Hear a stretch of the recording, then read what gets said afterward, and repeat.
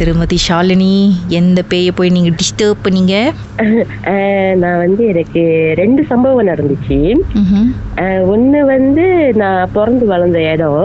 நான் பிறந்து வளர்ந்தது புக்லிங் தான், ஜாஸ்மின், மலாக்கா ஜாஸ்மின்ல. ஸோ அங்க முன்ன சின்ன வயசுலயே சொல்லுவாங்க, வீட்டு பின்னாடி ஒரு மாங்காய் மரம் இருந்துச்சு. ஸோ சொல்லுவாங்க, ஸ்டைல் இந்த மாதிரி பிரச்சனை இருக்கு, அந்த மாங்காய் மரத்துல பிரச்சனை இருக்கு, ராத்திரி ஆனா அந்த தண்ணி திறக்கிற சத்தம், ஸோ அது இதுன்னு உருட்டுற சத்தம் இதெல்லாம் கேட்கும். அப்ப எனக்கு அது இந்த சின்ன பிள்ளைல, ஸோ அப்ப எல்லாத்தோட சேர்ந்து அப்படி பயந்துக்கிட்டு அந்த மாதிரி தான் நான் இருந்திருக்கேன். ஒரே ஒரு வாட்டி நான் நேரா என்ன பார்த்தேன்னா, ஒரு நாள் எங்க பெரியமாவில சாப்பிட்டுட்டு இருந்தேன். நான் சாப்பிட்டுட்டு இருக்கல, நான் உட்காந்து இருந்தேன். ஸோ அப்ப இந்த நயன புக்ல இந்த விடுகதை வரும்ல நடுவுல. ஸோ அது எனக்கு படிக்க ரொம்ப ஆசை.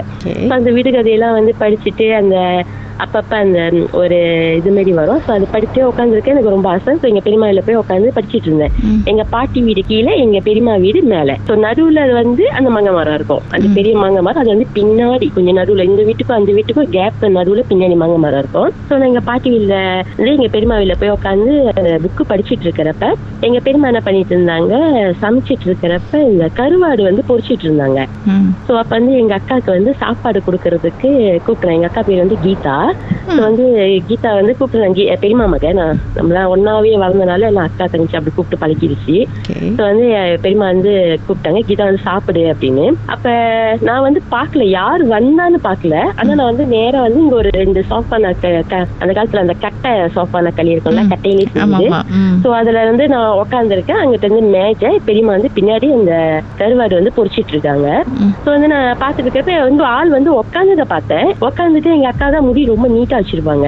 சோ அப்படி பெரியமா சாப்பாடு போட்டு, என்ன இத்தனை மணி சீக்கிரம் எப்ப கூப்பிட்ட, நீ இப்பதான் வரியா நீனு அப்படின்னு. ஆனா அவங்க சவுண்டே கொடுக்கல, நான் பாட்டுக்கு அந்த புக்கு படிச்சுட்டு இருக்கேன். அப்ப எங்க அக்கா எங்க பெரியமா என்ன பண்றாங்க, கருவாடை பொரிச்சு மங்கள கொண்டு வச்சு, சரி சாப்பிடு அப்படின்னு சொல்லிட்டு எங்க பெரியமா போயிட்டாங்க. நான் புக்கு படிச்சுட்டே இப்படி நான் மேல பாக்குற முடி, நம்ம மூஞ்சில எதுவுமே பாக்கல, முடி மட்டும் மறைச்சிருக்கு முகத்தை அப்படியே மறைச்சிட்டு சாப்பிடுறாங்க அவங்க பாட்டுக்கு. நான் என்னடா இவங்க சாப்பிடுறாங்களே அப்படின்னு அந்த விடுகதையில உள்ள அந்த கதையை எங்க அக்கா கிட்ட நான் சொல்றேன். அவங்க எந்த ஒரு ரியாக்டும் பண்ணல. அதுக்கு எனக்கு என்னடா இவங்க ரியாக்ட் பண்ணாம அவ்வளவு பசியா இவங்களுக்கு அப்படின்னு சொல்லிட்டு நான் அதை ரொம்ப பெருசா எடுத்துக்கல. சோ நான் பாட்டுக்கு புக்கு படிச்சுக்கிட்டே இருந்துட்டு எந்திரிச்சிட்டேன். எந்திரிச்சிட்டு மெதுவா வெளியே நின்னு, எங்க பாட்டி வீடு கீழே இருக்குல்ல, சோ இங்க வெளியே நின்னுட்டு எங்க பாட்டி வீட்டை இப்படி அண்ணன் இப்படி பாக்குறேன். எங்க அக்கா கீதா இருக்காங்களே, அவங்க எங்க அண்ணன் வேலை முடிஞ்சு வந்திருக்காங்க. எங்க அண்ணன் லோரி ஓட்டுறாங்க. எங்க அண்ணன் வேலை முடிஞ்சு எங்க அண்ணனுக்கு முதுகுல வலின்னு சொன்னனால எங்க அக்கா அவங்களுக்கு எண்ணெய் பூசிருக்காங்க, முதுகுல தைலம் போட்டு தேய்ச்சிருக்காங்க. அவங்க அந்த தைல கையோட வெளியே நிக்கிறாங்க. அவங்க அங்கேயும் என்ன பாக்குறாங்க, நான் இங்கேயும் அவங்கள பாக்குறேன். அப்ப அங்க உட்கார்ந்து சாப்பிட்டுட்டு இருக்கிற கீதா யாரு? கீதா யாரு தெரியல. நானே யோசிக்கிறேன், என்னடா அக்கா அங்க இருக்காங்களே, உள்ளுக்கு யாரு அப்படின்ட்டு. நான் என்ன பண்ணிட்டு திருப்பி எட்டி பாக்கல. எனக்கு அப்படி ஒரு பயம். எனக்கு இருந்த ஒரு 12-13 வயசு இருக்கும். அவ்வளவு பயம் எனக்கு. நான் மெதுவா என்ன பண்ண, நடந்து மெதுவா குடுன்னு ஓடி போய் அங்க போய் சேர்ந்துட்டேன் எங்க பாட்டி வீட்டுக்கு. எங்க பெரியமா ஒண்டி விட்டுட்டேன். எங்க பெரியமா பின்னாடி சமைச்சிட்டு இருக்காங்க. நான் முதல்ல போயிட்டேன். எனக்கு என்ன செய்யறதுன்னு தெரியல. அக்காவை எக்ஸேக்கா அங்க பார்த்தோன்னே இங்க என்ன புரியல, எனக்கு என்ன பண்ணணும் என்ன செய்யணும்னு தெரியல. நான் ஓடிட்டேன் நேரா. திரும்பி சாப்பிட்டுட்டு இருக்கிற அந்த கீதா கிட்ட போய் கேட்கலாம்ல. என்ன பாக்கல, பயம் எனக்கு. எனக்கு மனசுல பயம், உள்ளுக்கு போன ஆயிருமா, உயிரோட இருப்ப மாதிரி ஒரு பயம். நம்ம ஓடிட்டேன். போயிட்டு அப்புறம் கூப்பிட்டு எல்லாத்தையும் கூப்பிட்டு சொன்னேன். அக்கா இருக்காங்க, அண்ணன், பெரியம்மா எல்லாம் நாங்க ஒரு கூட்டு ஃபேமிலியா இருந்தோம். சோ சனிக்கிழமை ஞாயிற்றுக்கிழமைனா எங்க பாட்டி வீட்டு போயிட்டு என்ஜாய் பண்ண அந்த மாதிரி எல்லாம் இருப்போம். சோ நாங்க ரொம்ப மோஸ்ட்லி பாட்டி வீட தான் இருப்போம், நானும் எங்க அக்கா. சோ போயிட்டு எங்க அண்ணன் சொன்னா, ஐயோ இந்த மாதிரி யாரோ சாப்பிட்டுட்டு இருக்காங்க அக்கா மாரியே, நான் பார்த்தேன், பெரியம்மா வேற இருக்காங்கன்னு. எங்க அண்ணன் என்ன பண்ணாங்க, அவங்களும் யாரும் ஒண்ணும் போவாம ஆனா கையில கம்பெல்லாம் வச்சிருக்காங்க. கையில கம்பெல்லாம் எடுத்துக்கிட்டு எங்க பெரியம்மாவை கூப்பிட்டாங்க. சாரிங்க, ஒரு நிமிஷம் அப்படியே லைன்ல இருங்க. பாட்டுக்கு பிறகு மேலும் பேசுமே என்னதான் நடந்துச்சுன்னு.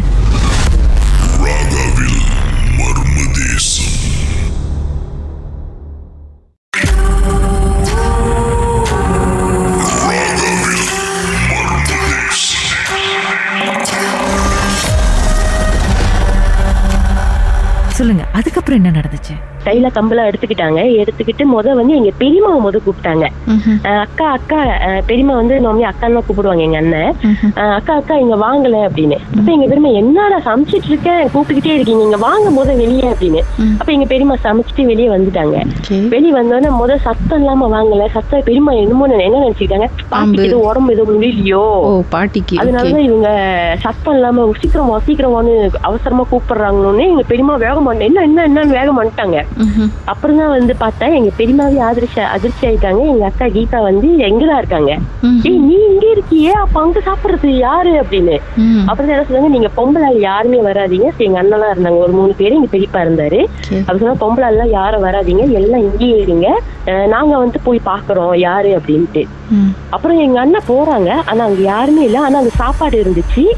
அந்த சாப்பாடு எப்படி சாப்பிட்டுருந்தாங்கன்னா நல்லா அப்படியே செதறி போய் சாப்பிட்டு அந்த கைய கழுவாம அப்படியே போயிருக்காங்க. அந்த வீட்டு அந்த வீடு ஹால் ரொம்ப கிச்சி, ஏன்னா எஸ்டேட் வீடு இல்ல, ரொம்ப சின்னதா இருக்கும், ஒரே ரூம் தான்.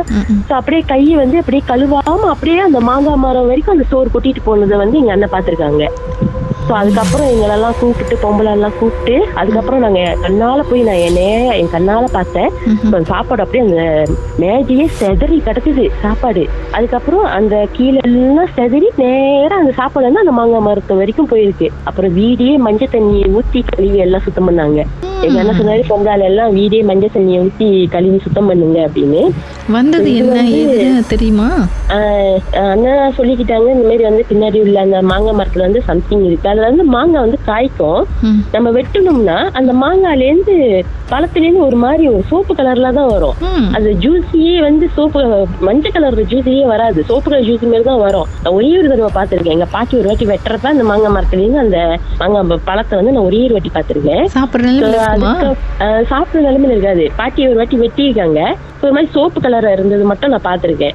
அதோட பாட்டி சொல்லுவாங்க, அந்த மாங்காய் மரத்துல உள்ள மாங்காய் எல்லாம் எடுக்கக்கூடாது அப்படிலாம் சொல்லியிருக்காங்க. ஆனா இப்ப நான் ரொம்ப வருஷம் கழிச்சு அந்த எஸ்டேட்ல போய் பாக்குறேன். இப்ப யாருமே இல்ல, எல்லாம் டவுனுக்கு வந்தாச்சு. நான் இடையில வந்து போயிருந்தோம். அங்கதான் வந்து கோயில் இருக்கு. நாங்க இருந்தது வந்து மே சைடு, கோயில் வந்து கீழ் சைடு இருக்கு. இன்ன வரைக்கும் அந்த கோயிலுக்கு நாங்க தான் போவோம். சோ அந்த இடத்துக்கு அந்த வீட்டுக்கு போகணும்னு எனக்கு ரொம்ப நாள் ஆசை. சரி போகணும் அப்படி நாங்க வாழ்ந்த இடம், எங்க பாட்டி எல்லாம் இருந்த இடம் அப்படி சொல்லிட்டு பாக்குறப்ப அந்த மாங்காய் மரத்தை வெட்டிட்டாங்க, அடியோட வெட்டிட்டானுங்க. நாங்க இருக்கிறப்பெல்லாம் அந்த மாங்காய் மரம் இருந்துச்சு. வந்து நாங்க இல்லாத அந்த மாங்காய் மரம் வந்து அடியோட வெட்டிட்டாங்க. இது வந்து நான் என் கண்ணால பார்த்தது எங்க பாட்டி வீட்டுல நடந்தது. இது செவனேன்னு ரிலேக்கா கருவோட போட்டு பிசைஞ்சு சாப்பிட்டுட்டு இருந்த பேய் கிட்ட போயிட்டு நீங்க விடுகதை கேட்டிருக்கீங்க. நான் கேக்குறேன், அவங்க அது பதில் சொல்லவே இல்லாத எனக்கு டவுட் வரல பாருங்க. எனக்கு ஒண்ணுமே தோணல. ஆனா முடி மட்டும் நல்லா மறைஞ்சிருந்துச்சு, அப்படி முகத்துல முடி மட்டும் மறைஞ்சிருந்துச்சு. நானும் அதை வந்து பெருசா எடுத்துக்கல, பயப்படல, ஒண்ணும் இல்ல. அப்ப வந்து ரிலாக்ஸா போயிட்டு வெளியே வந்து நின்று பாக்குறப்பதான் எங்க அக்கா இருந்தது பார்த்தா எனக்கு தெரிஞ்சு உள்ளுக்கு வேற யாரும் இருக்காங்க.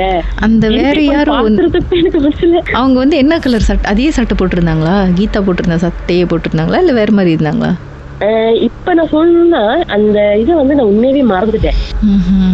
அப்ப நடந்த அந்த விஷயத்த எனக்கு இன்ன வரைக்கும் நான் திருப்பியும் ரிவைஸ் பண்ணி பாக்குறேன், எனக்கு வந்து மறந்துருச்சு. அவங்க என்ன கலர் சட்டை போட்டிருந்தாங்க, என்ன கலர் இது போட்டிருந்தாங்க, எப்படி உடுத்துவாங்களோ அந்த மாதிரிதான் இருந்துச்சு. அந்த மாதிரி தான் அந்த நடெல்லாம் முத வந்து உட்கார்றப்பெல்லாம். ஆனா எனக்கு இன்னும் ஞாபகம் இருக்கு, அவங்க முன்னுக்கு வழியா வந்து உட்காரல, அவங்க பின்னாடி வழியா தான் வந்து உட்கார்ந்துருந்தாங்க. நாங்க வந்து ரொம்ப பாட்டி வீட்டுக்கு வந்து இப்படி போயிட்டு முன்னுக்கு வருவோம் பின்னாடி வருவோம், ஏன்னா நடுவுல வந்து கபுன் மாதிரி. நாங்க அங்கேருந்து இங்க வர்றப்ப நாங்க வந்து முன்னுக்குல இருந்து வருவோம், இல்லைன்னா பின்னாடி வாசல்ல இருந்து வருவோம், அந்த மாதிரி வருவோம். ஸோ அந்த டைம் வந்து ரொம்ப இருட்டு கூட இல்ல, மணி ஒரு 7:30 மணி 7:40 இந்த மாதிரி தான் இருக்கும். மர்மமான சம்பவம் உங்க வாழ்க்கையில நடந்திருக்கா? இதை எப்படியாவது மர்ம தேசம் நிகழ்ச்சியில் சொல்லியே ஆகணும்னு ரொம்ப நாளா ட்ரை பண்ணி லைன் கிடைக்கலையா? கவலையை விடுங்க, வாட்ஸ்அப் பண்ணுங்க. உங்க பெயர் #MT 036-491-3333. உங்க பெயர் மற்றும் #MD அப்படின்னு டைப் பண்ணா போதும்.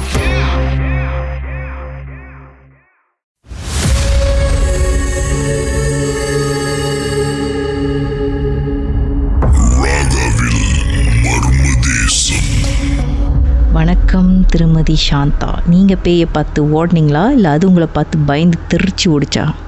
இல்ல நான் தான் ஓடுனேன், அது ஓடல. என்ன நடந்துச்சு?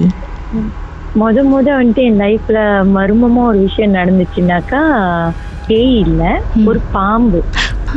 ஒரு 16 வயசு இருக்கும். அது நான் மட்டும் இல்ல, வீட்டுல எல்லாமே வந்துட்டு பயந்துட்டாங்க. கம்பத்து வீட்டுல இருந்தோம். ஸோ கம்பத்து வீடுனா அப்பெல்லாம் வந்துட்டு 3 ரூம் வச்சு கட்டுறதுலாம் ரொம்ப குறைவுதான். 2 ரூம் அந்த மாதிரிதான் இருக்கும். ஸோ நானே தம்பி தங்கச்சிங்க ஒரு ரூம்ல, அம்மா இன்னும் 2 தங்கச்சிங்க ஒரு ரூம்ல படுத்திருந்தாங்க. என்னன்னா படுத்துக்கிட்டே இருக்க, எல்லாம் தூங்கிட்டாங்க. நான் வந்துட்டு ஜாலியா பாட்டு படிச்சுட்டு ஒட்டத்தை பார்த்து பாட்டு படிச்சுட்டே இருந்தேன்.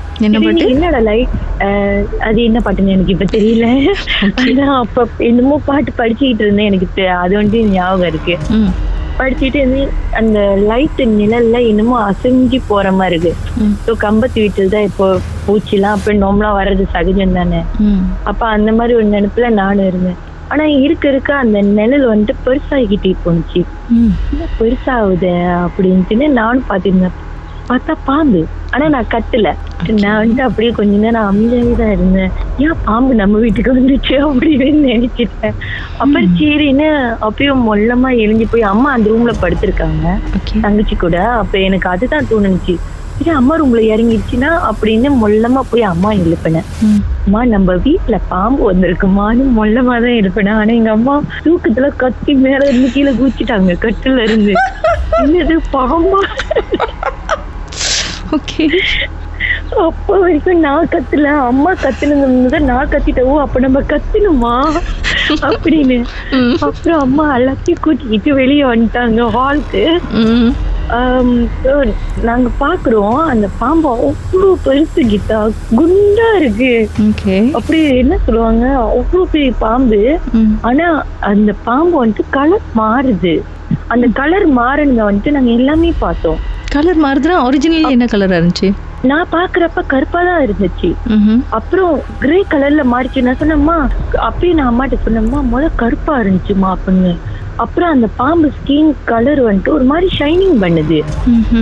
அப்ப நாங்க போயிட்டு எங்க பெரியப்பாலாம் கம்பத்து வீட்டுல வந்துட்டு நம்ம சொந்தக்காரங்களும் கொஞ்சம் கிட்ட தான் இருப்பாங்க. பக்கத்துல சித்தி வீடு, கொஞ்சம் இறங்குனா இன்னொரு சித்தி வீடு, அந்த மாதிரி பெரியமா வீடு அந்த மாதிரி. போய் பெரியப்பா போய் கூட்டிட்டு வரோம். அவரு பாம்பு அடிச்சிருவாருன்னு. அவரும் பாம்பை வந்து ஏசி தான் விரட்டி விடுறாரு. ஏன்னா நம்ம வந்துட்டு டக்குன்னு அடிக்க மாட்டோம்ல. அப்ப அவர் சொல்றாரு, போயிரு நீ போயிரு அப்படின்னு. நான் அந்த வயசுல வந்துட்டு யோசிக்கிறேன், சொன்னா பாம்பு போயிருமா? நல்ல வேலை பெரியப்பாட்ட சொல்லல நீங்க. அடி உங்களுக்கு ஆமா, எல்லாம் டென்ஷனா இருக்கிறாங்க. என்ன அந்த பாம்பு போக மாட்டேங்குது அப்படின்னு. அது ரிலாக்ஸா போய்கிட்டு இருக்கு. போய்கிட்டு இந்த பாம்பு டக்குன்னு மறைஞ்சிருச்சு கீதா. மறைஞ்சிருச்சா? இங்க வீட்டுக்குள்ளாரே மறைஞ்சிருச்சு திடீர்னு. டக்குன்னு போய்கிட்டே இருந்துச்சு. அந்த சந்தில வெளியாவன பாம்பு மறைஞ்சிருச்சு. நாங்க வெளியே நின்று பாத்துக்கிட்டு இருக்கோம். ஸோ அதோட வந்துட்டு அதுல இருந்து மீண்டு வர எனக்கு கொஞ்சம் டைம் எடுத்துச்சு. அப்பையில இருந்து நான் படுக்கிறப்பெல்லாம் பாத்துக்க, இன்னைக்கு என்ன கலர் பாம்பு வரும், இன்னைக்கு பாம்பு வருமா அப்படின்னு. அதுல என்ன ஒரு ஹைலைட்னா, எங்க அம்மா கட்டில இருந்து கொதிச்சேதான் கத்திக்கிட்டு. அதை இமேஜின் பண்ணி பார்க்கவே முடியல என்னால. ஆமா, என்னாலே பார்க்க முடியல. தங்கச்சி கூட்டிட்டு ஓடிடுறாங்க வெளியில. ஆனா எனக்கு என்ன ஒரு டவுட்னா, நீங்க அப்படி என்ன ஒரு பாட்டு பாடி இருக்கீங்க? நீங்க பாடின பாட்டுக்கு பாம்பே வந்திருக்குன்னா எனக்கே தெரியல. இப்போ வரைக்கும் நான் அதை நினைச்சு யோசிப்பேன் தான் சம்டைம். நம்மளோட குரல்ல மயங்கி வந்துட்டா, இல்ல தாங்க முடியாம நம்ம போட்டு தகவல்.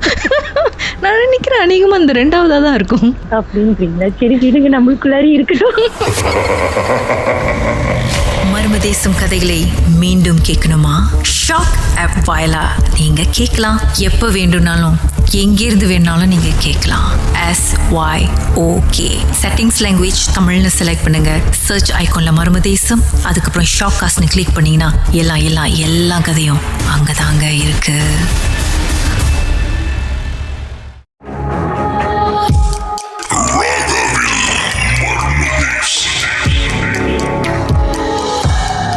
திருமதி பார்வதி, எந்த பேயை நீங்க பயன்படுத்துனீங்க? இந்த பேய் உண்மையாவே நாங்க பயன்படுத்தினேன். எனக்கு ஒரு 20-21 வயசு இருக்கும். நான் வந்து யூனிட்டா படிச்சுக்கிட்டு, நானும் என் கசனும் ஒரு கசன் வீட்டுல தங்கியிருந்தேன். நாங்க வந்து சைல்ட்ஹுட்ல இருந்தே ஒன்னாதான் இருப்போம். அந்த மாதிரி இருக்கும் போது ஒரு நாள் என்ன செஞ்சோம், எப்பவுமே வந்து இந்த 20 வயசு இல்லையா, நம்ம நைட்ல வந்து கதை பேசி விளையாண்டுகிட்டு இருக்கிறதுலாம் வந்து இயல்பு. அந்த மாதிரி என்ன செஞ்சோம், ஒரு நாள் நைட்டு வந்து நானும் என் கசன் சித்ராவும் என்ன செஞ்சோம், இந்த மாதிரி பேசிக்கிட்டு உட்காந்துருந்தோம். எப்படி உட்காந்துருந்தோம்னா, அந்த காலத்து இந்த கம்பவுண்ட் வீடுனா வந்து கண்ணாடி ஒரு கண்ணாடி இருக்கும், அப்படி திறந்தோமா திறக்கும், அந்த மாதிரி கண்ணாடி இருக்கும்ல. அப்ப நாங்க என்ன செஞ்சோம், பெட்டு வந்து லெஃப்ட் டு ரைட்ல இருக்கும், கபட் வந்து அந்த கண்ணாடிக்கு ஆப்போசிட் இருக்கும். இப்ப நாங்க என்ன செஞ்சோம், கபட்ல கீழே உட்காந்து கால் நீட்டி போட்டு நாங்க உட்காந்துக்கிட்டு கண்ணாடிய பாக்கலாம்.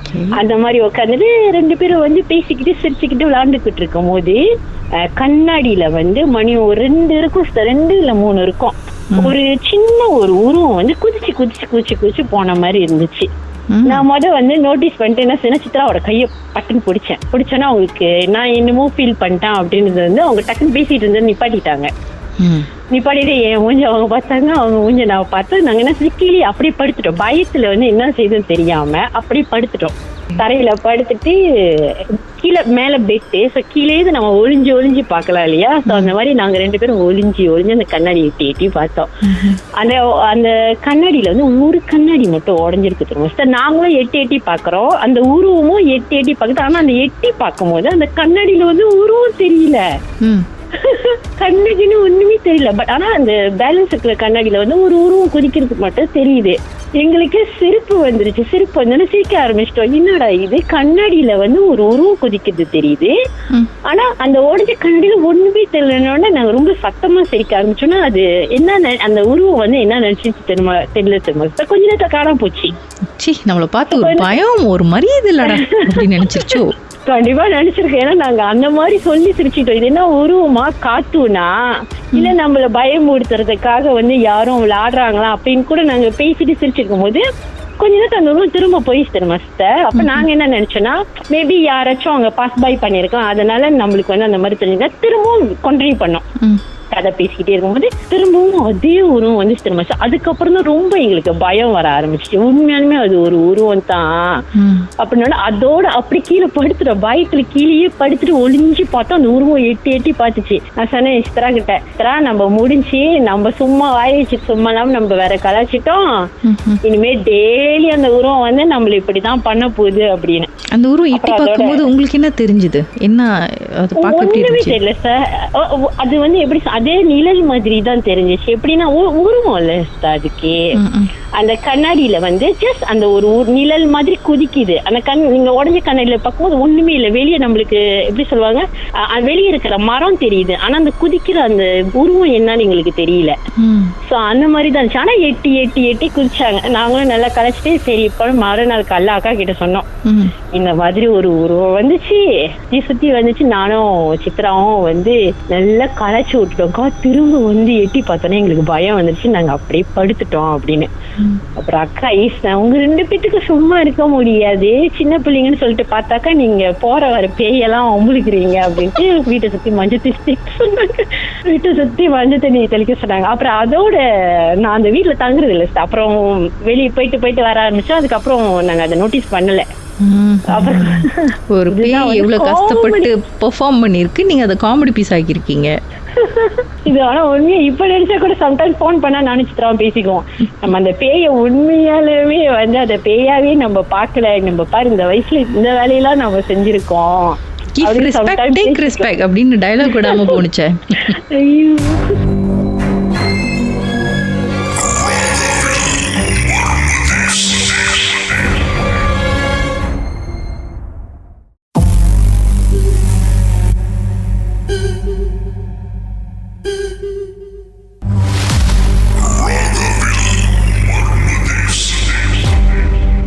திரு ஜெகன்ராஜ், எந்த பேயை பார்த்து பயந்து ஓடுனீங்க சார்? எனக்கு 18 வயசு.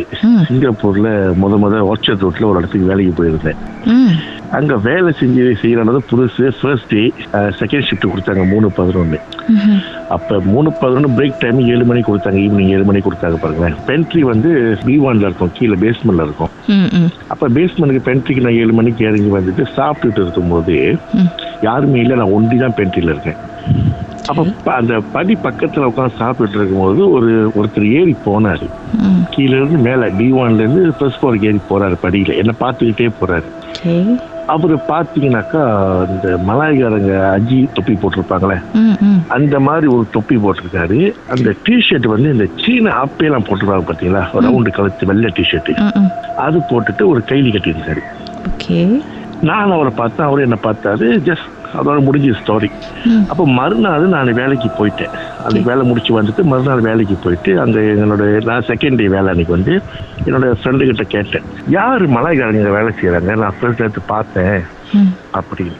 அப்படி ஃப்ரெண்டு சொன்னாங்க, அப்படி யாருமே இங்கே இல்லையே, நான் 18 வருஷமா அங்கே வேலை செய்யறேன், மலாய்க்காரங்க யாருமே இல்லையே வேலைக்கு அப்படின்னு சொன்னாரு. அப்போ நான் அந்த ஃபர்ஸ்ட் டே நடந்த ஸ்டோரியை சொல்லி காட்டு, இந்த மாதிரி பார்த்தேன் அப்படின்னு. அவங்க இல்லை அப்படி யாருமே இல்லைன்னு. அது அப்படியே வந்து புகஞ்சி அந்த அந்த கம்பெனி ஃபுல்லா பரவி அந்த நியூஸ் ஜிஎம் காதுக்கு விழுந்துருச்சு. ஜிஎம் என்ன பண்ணாரு, கூப்பிட்டு கேட்டாரு என்ன நடந்துச்சு, சொன்ன இந்த மாதிரி. அப்ப ஜிஎம் சொன்னாரு, இது அவர் வந்து இங்க உள்ளவரு, அதாவது இந்த ஒர்க்ஷாப் ரோட்ல இது பர்டிகுலர் இந்த பில்டிங் வந்து முன்ன வந்து மலாய்க்காரங்களுடைய இடுகாடு. அப்ப அந்த மனுஷனை வந்து பலர் வந்து பார்த்துருக்குறாங்க இந்த இடத்துல. அந்த அஜி வந்து பலர் பார்த்துனா யாரும் டிஸ்டர்ப் பண்ணது கிடையாது. கீதா அங்கதான் ஆரம்பிச்சிச்சு எனக்கு. சொல்லுங்க. மணி 5 மணிக்கு அவர் கூப்பிட்டு கேட்டார் ஈவினிங். எனக்கு ஷிஃப்ட் வந்து 11 மணிக்கு தான் முடியும். ஆனா இந்த விஷயத்த கேட்ட கையோட 6 மணிக்கு காய்ச்சல் வந்து கண்ணுகளெல்லாம் கலங்கி நான் வீட்டுக்கு கிளம்புன்னு சொல்லி ஓடியாந்துட்டேன். சிங்கப்பூர்ல இருந்து ஜோஹர் வந்து வீட்டுக்கு சேர்ற வரைக்கும் எனக்கு என்ன நடக்கிறதே தெரியாம இருந்துச்சு. அப்புறம் ஒரு வாரம் எம்சி 7 நாள் எம்சி முடிச்சுட்டு அவர் திருப்பி போனோன்னா அப்ப அவங்க சொன்னாங்க, அதெல்லாம் ஒண்ணும் இல்லை, நீ பாட்டுக்கு வேலை செய்யன்னு சொல்லிட்டு. நான் சொன்னேன், நான் இந்த பெர்மனா வேலை செய்யறேனாக்கா நான் மார்னிங் ஷிஃப்ட் எதுனா செய்யறேன், 7 to 3 செய்யறேன், என்னால செகண்ட் ஷிஃப்ட் நைட் ஷிஃப்ட்லாம் செய்ய முடியாது சொன்னா அப்ப மாத்தி கொடுத்துட்டாங்க. இதுதான் என்னுடைய வாழ்க்கையில் நடந்த முதல் பேய் அனுபவம். பேய் இல்லை ஆக்சுவலி, அது என்னன்னு எனக்கும் தெரியல. அது வந்து நானும் அதை வந்து ஆராயில. சரி, நிறைய பேர் பார்த்திருக்காங்கன்னாக்கா அங்க நடமாடிட்டு இருக்கிற ஒரு ஆத்மா. அப்படியா? ஆத்மா. ஆனா அவர் வந்து இதே காஸ்டியூம் தான் பார்த்திருக்காங்க. அந்த தொப்பி, வெள்ளை தொப்பி, அந்த ரவுண்டு கலர் டிஷர்ட், கைலி, அதுதான். எல்லா சமயத்திலும் எல்லா இன்சிடென்ட்லயும் அவர் சும்மா பார்த்துட்டு போனது, நடந்து போனது, அந்த மாதிரி தான் இருந்திருக்கு. எஸ், சம்டைம் வந்து ஒரு ஓரமா நிற்பாராம், சம்டைம் வந்து உட்கார்ந்து இருப்பாராம், அந்த மாதிரி. அவர் யாரு என்ன ஏதுன்னு யாரும் மேற்கொண்டு இன்வெஸ்டிகேட் பண்ணல. தெரியல, யாரும் இன்ன வரைக்கும் ஆராயில. நானும் அந்த இடத்த விட்டு வந்துட்டேன், இப்போ வேற இடத்துக்கு போயிட்டேன் வேலைக்கு. அதுதான் என் வாழ்க்கையில 18 வயசுல நடந்த முதல் அனுபவம்.